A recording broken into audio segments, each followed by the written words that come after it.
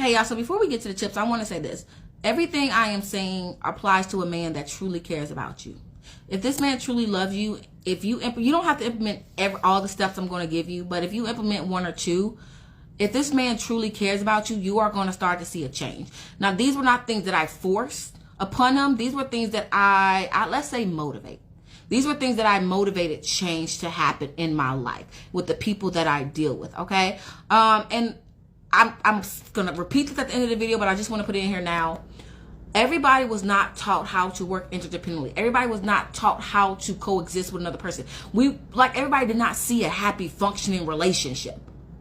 So instead of just saying, oh, you need to leave that man because he ain't ish, why don't we start teaching each other how to work together, how to fix problems that honestly 9 times out of 10 are pretty fixable. So that is why I wanted to put this video together, because the things that I implemented, they motivated change in my personal life and with the current guy that I'm currently dating. And everybody don't always want to leave a man. Everybody don't always want to get a divorce. Some people want to try to save their relationship. So that is the reason why I wanted to put this video together. I'm not saying that you're going to force this man to change, but I'm telling you, these are the things that worked with me. All right, so enjoy the video. Bye. Hey ladies, so this is probably going to be one of my more controversial videos because, as you can tell by the title, I'm going to talk about how I got my man to change. And everybody knows you can't get anybody to change. They change because they want to, right?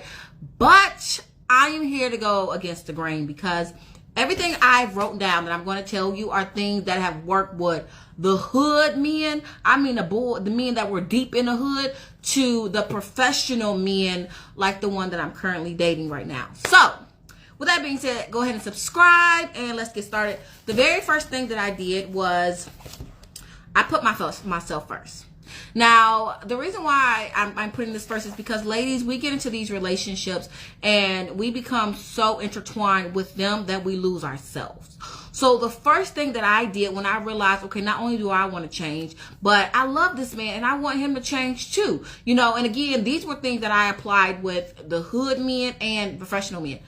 I put myself first. I mentally separated myself in order for me to emotionally separate myself, and I started putting the things that I wanted first. I started putting my health first. I started putting, make myself feel good, my beauty first. I put my education first. I put the things that I wanted first, even if that meant that I had to go do them by myself. I did them with pride and I did them consistently. So ladies, the very first thing you need to do is you need to understand that he's not going to change if he don't want to, but in order for your environment to change, you have to change. And so a lot of times when you get into these relationships where you're like, yo, I love this man, I don't want to leave this man, I'm trying to keep my man, but I want him to change, then you got to start changing. So put yourself first. That is the very first thing that I did. And when I tell you it helped, because he would be like, what are you doing? I'm like, oh, I'm at the gym. What are you doing? Oh, I'm getting my hair done. What are you doing? Oh, I'm at the library. Dang, you out and about.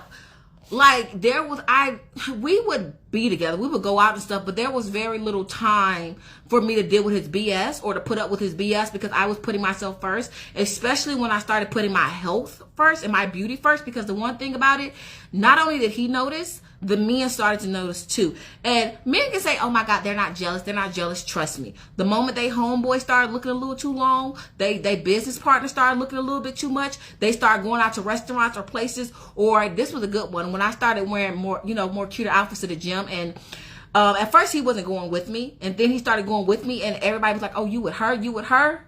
Yeah. That is the first thing I did, because now that man like, no, you ain't walking to the gym. No, you ain't doing that. No, I'm a protector. And this happened I remember this happened back when I was kind of entertaining this hood man. And he noticed the change, y'all. When I say this man was up my butt, he was up my butt, because he was like, yo, I don't need my homeboys hitting on you like that. So ladies, I'm telling you, you start changing, you're going to change the environment around you, and he going to start changing too, because he's going to notice, and his boys and your family, and a lot of people are going to start noticing. So that's the very first thing.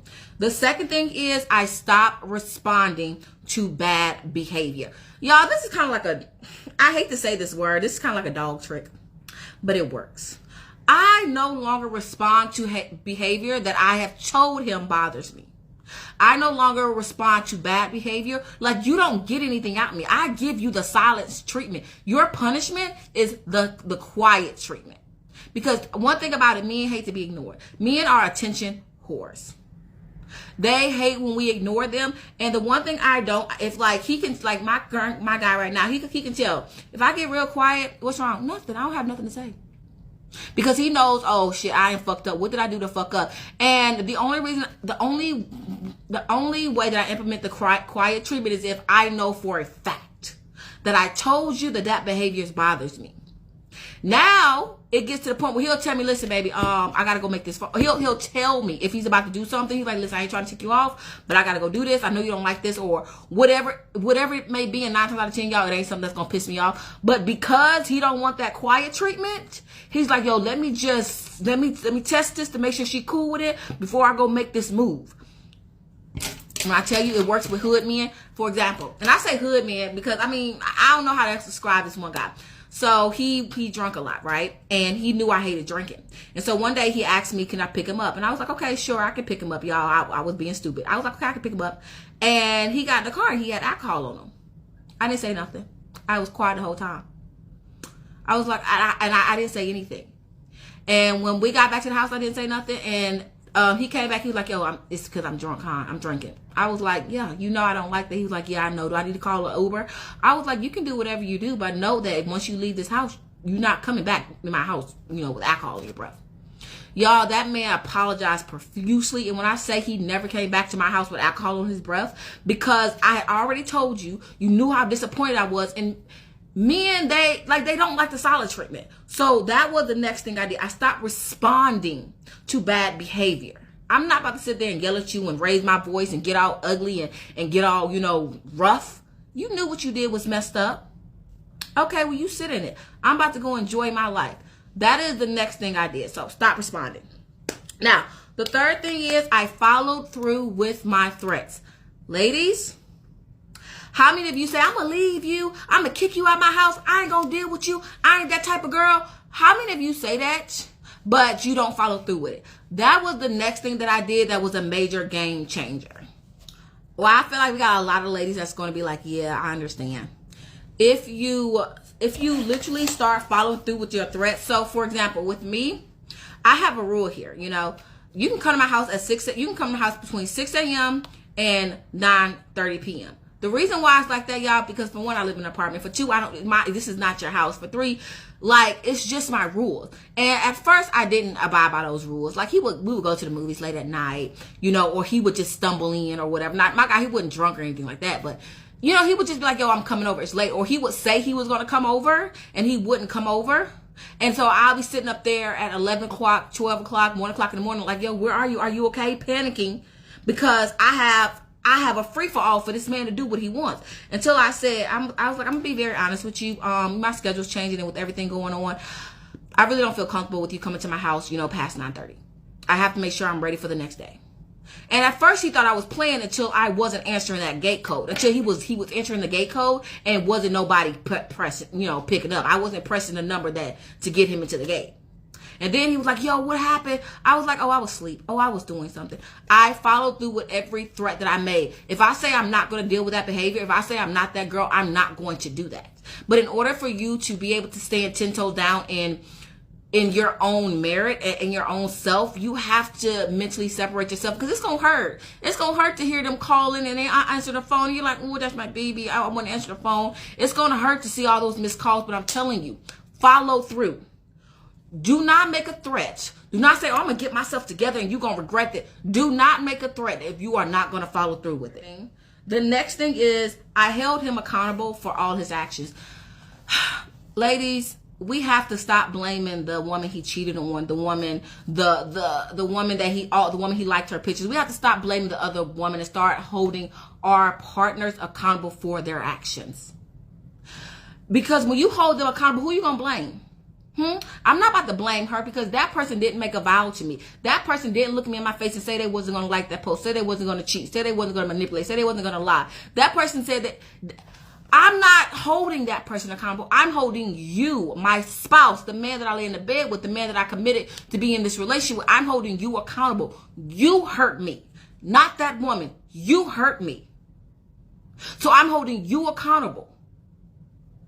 Ladies, Stop blaming everybody else for his bad behavior. He is a man with his own sound mind and body. Hold that man accountable. That is something I did, and trust me, they don't like to be held accountable. They don't. Actually, let me change that. If he cares about you, he's not going to be able to bear with the fact that he hurt you. He's not going to be able to. That's going to eat him up. And he's going to be trying to figure out a million different ways to make it up to you. So it's very, very important that you hold him accountable. Now, the very last thing is kind of everything wrapped in a nutshell. And that is set boundaries for yourself. And respect your own boundaries. Don't let nobody cross those boundaries. And in order for you to do that, you have to understand the woman that you are is worth it. You are deserving of every single thing that you desire, right? Don't let nobody cross those boundaries. That is what I did. And one of the things that this guy says, and the guy that I was entertaining previously, he said, I don't know, but it's something about you. Like, you get it. You're able to get me to do things that, I wouldn't normally do. And I feel like a lot of that is because I realized that, for one, I didn't know how to be in a successful relationship. I didn't know how to work interdependently. So I had to do a lot of work on myself. But for two, I set boundaries and I demanded that they be respected. And I respected their boundaries as well. And the moment they did not, for one, I'm not about to put myself in an uncomfortable situation. I have to put myself first at all times. I'm not going to jeopardize my independence, my security, because I love you that much. Like, I'm just not that girl anymore. I used to be, but I had to do a whole total mindset shift. So in order for me to be the best soft feminine woman, I have to have boundaries, and you have to respect those boundaries, and vice versa for him. I understand. In order for him to be the man I need him to be, I have to respect his boundaries. He's working. He's tired. He can't, or whatever it is. I have to respect those boundaries. That was the next thing. So that was the last thing. I just want to put this video together because I felt like it was helpful, and I understand that it's going against the grain. But a lot of people don't want to leave their man or their spouse or whomever. They don't. A lot of people don't know how to be in a successful interdependent relationship. And that's okay, because a lot of us wasn't taught. So I just wanted to put some tips together that I thought may help you. You don't have to take all of them, but for me, they have worked. I'm able to put out a lot of more videos. I'm able to just be in a more healthier relationship with someone who respects my craft and doesn't put me down. And it's just like, I say all this because, when I first started trying to date and stuff, I dealt with a lot of people that just didn't respect me or didn't treat me the way I wanted to be treated. And because I started implementing these things, a lot changed. That's all. So hopefully you liked this video. Hopefully it wasn't too cringy and hard to watch. Please subscribe for more, and I'll see you later. Bye, y'all.